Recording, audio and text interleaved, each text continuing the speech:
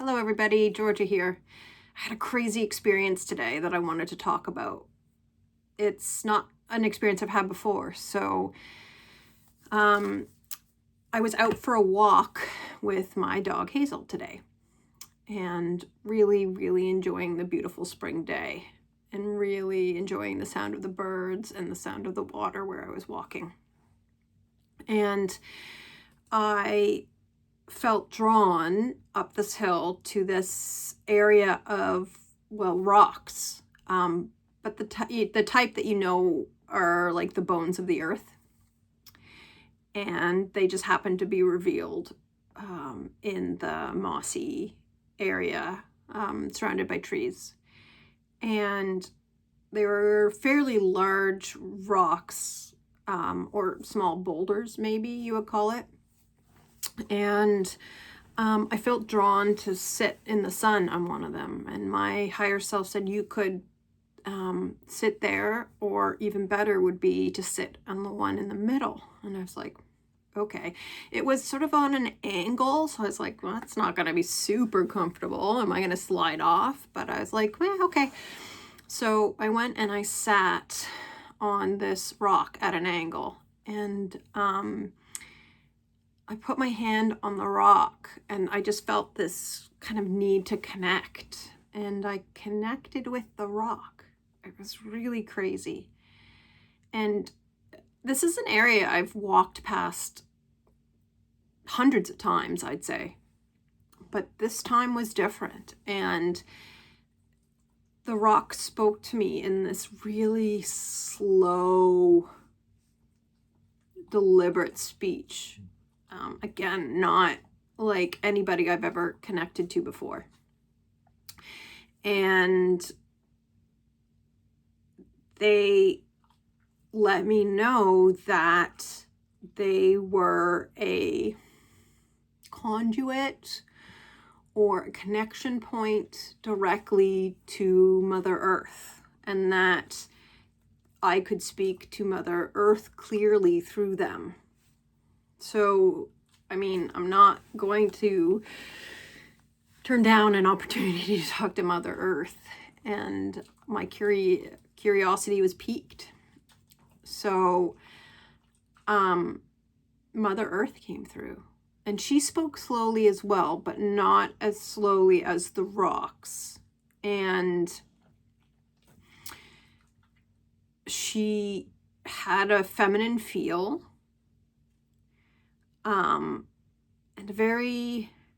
and maybe this is my own sort of coloring or interpretation, but a very motherly feel. And she said that she wanted to give me some messages for other human beings to listen to if they felt like it. So I'm going to relay the things that she told me. So I don't know if you know this, but Mother Earth is going through a transition of her own right now. She is changing her vibration for her own needs, well-being, and change. And we are in some ways also along for the ride. She's been going through her own feelings of loneliness. She feels that she is the only one like her and has felt quite alone. She does connect with humans and with other beings on the earth, but nobody like her. So part of her vibrational changing is her need to connect with others. She's been dealing with anger. We humans, so not only the anger of feeling alone, but we humans have mistreated her.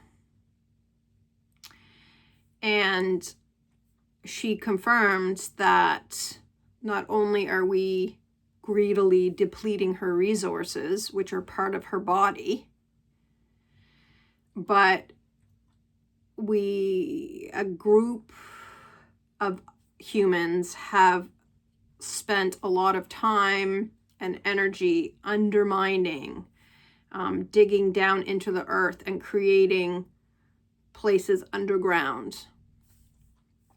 And a lot of these places underground are apparently really dark. And I don't mean there's no light, like that, as in not bright. I mean dark things happen. And she connected it with what we are learning about human trafficking.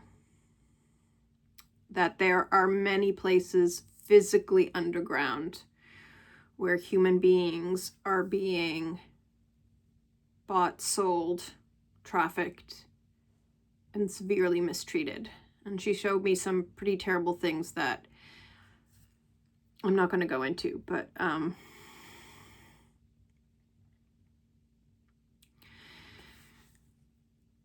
we need to do better. So she's dealing with anger at how we treat one another, with how we treat the plants and the animals of her body, of her being. I asked actually about earthquakes, and she said that earthquakes, but especially volcanoes, are her way of releasing pent-up energy and anger. And that earthquakes are tension and stress is the best way she could describe it. And that we are all contributing to her stress. And that there will be a significant rending occurring. And rending was her word. And I got these images of like a deep gash, of a pulling apart, a feeling of pulling apart. I asked a little bit more specifically some questions. And she said specifically that there was going to be a big event around what we know as Indonesia. She kind of showed me a map. She also showed me a big event happening, earthquake event happening in Japan. Although I think most people know that they are expecting a mega quake, and it is likely to happen soon. There, also, she showed me the west coast of North America, and along the entire coast of the west coast, there is this more central area of that is a little more on the US side, and there's going to be a big earthquake there. And I asked about like how big, and I got the feeling it was above a 7. That's the best way I could put it. And for Japan, it was high 8s, I think. I don't normally do predictions, but this is a whole other experience today. And I asked about tsunamis and about people's safety, and she said that there won't be any big tsunamis, although it's a possibility for the Indonesian quake, and I didn't get a number for that. But the earthquake for North America is going to be big enough that we feel it down the Canadian coastline and over. And it will be reaching deeper into somewhat central United States. There's going to be a bit of a domino effect. So there's going to be other smaller, but other quakes in places that don't get a lot. And what else? did she tell me? Water levels are going to start rising considerably more quickly than they have been before, but not in a way that it will be an emergency, but enough that there'll be enough information that humans will realize that they need to move from the areas that they're in along the coastline. And if they don't heed the signs or the warnings, then there will be major flooding that ends up ruining homes and things like that.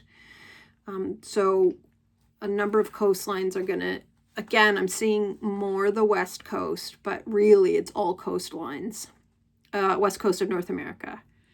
And it will occur along other coastlines, but I'm seeing more North America the most right now. Florida's going to be underwater. I mean, that's an overall prediction, but I think it's going to come sooner than we realize.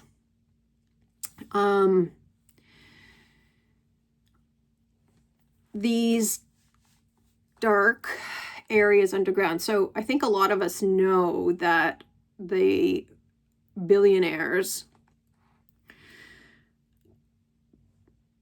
they have built themselves underground or in mountain bunkers, which Mother Earth has not been very happy about, because that rate has increased hugely over the past 10 years, I think it is. That's what I'm sensing. And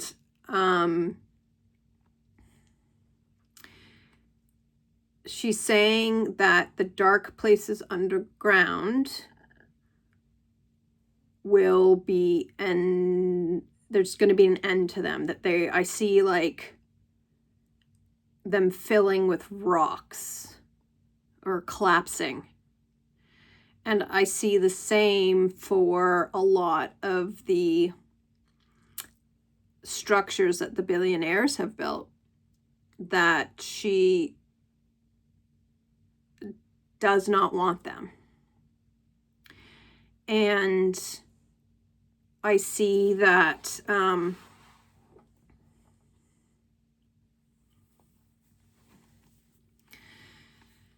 she said that if there are those who have created these spaces underground and bunkers, and they change their minds, they change their hearts, they change their hearts and see their errors and how they've harmed others, and choose to contribute and try to make amends, that it will be a lot less likely that their underground places will be destroyed. But that time is running out for that. So there's still an opportunity for them. And what amends, I mean, I think it's taking accountability for their actions and their harm to others. And amends, I think, is attempting to do things that are constructive and helpful. But what that is for each individual, I don't know. I think it depends on the person. So that's what I got from Mother Earth, and my mind's pretty blown. I found myself calling her mother, and she called me daughter, and I was really, really, really touched. There are other beings that live in and around our Earth that are not what we would call human. And they've been living here for a very long time and have gotten very good at avoiding humanity. Or we just don't vibrate at the same rate that they do, so we're not able to see them or interact with them. So there are some that live within the Earth that are caretakers of Earth and have helped to mitigate some what we would call Earth disasters, so that they aren't as bad. But there is really only so much they can do. But they can't interfere with the choices that we make. So they can help Mother Earth or like try to help or change things in Mother Earth, but they cannot, like they can't interfere in a way that would like stop the mining or stop the oil or stop, you know, all those things. So unfortunately, because we have free will and we have to exercise our free will, they can't interfere. Okay. I think that's it from what I learned from Mother Earth today. I hope everybody is doing well. Love and light to y'all.